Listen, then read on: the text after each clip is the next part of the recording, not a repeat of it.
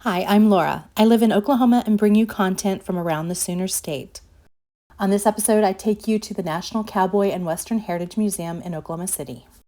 It opened in 1955. Today, it has become the leading destination in America to learn about Western art, culture, and history. The first thing you notice when you enter the museum is the end of the trail plaster sculpture by James Earl Fraser. He first modeled it in 1894, and it was first put on display in 1915 in San Francisco, California. Plaster was utilized because bronze was scarce because of World War I. After the Panama Pacific International Exposition closed, the sculpture was discarded into a mud pit where it remained until it was resurrected in 1919. It was transported and placed on display at Mooney Grove Park in Visalia, California. The sculpture represents the suffering and exhaustion of Native American people being driven out of their native lands by European settlement. This sculpture is the original. It was moved from Visalia to its current home inside the museum in 1968. The city of Visalia received a bronze replica as a replacement piece. It is one of the things I truly remember about visiting the museum as a child. It's visually beautiful and impactful.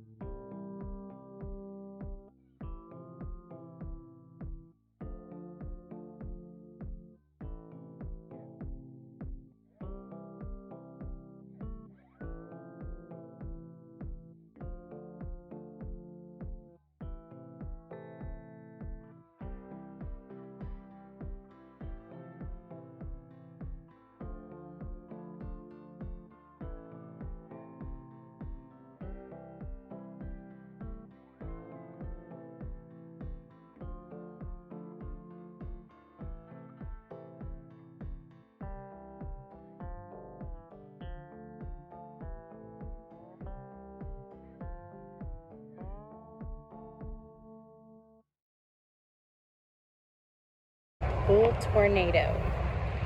Tornado weighed 1,500 pounds, red with a white face. He was a crossbred bull, half Brahman, half Hereford. Some say he was the best rodeo bucking bull that ever lived. Unridden in 6 competitive seasons, Tornado bucked off 220 professional cowboys, all victims of that storm of turbulence for which he was named. One of the reasons that made him great, aside from his natural bucking, jumping, and spinning, was his clown and barrel fighting ability. But he was not a killer bull. He bucked just hard enough to toss his rider off. The better the cowboy rode, the harder Tornado bent to his task. He was finally conquered on December 1st, 1967 at the National Finals Rodeo in Oklahoma City.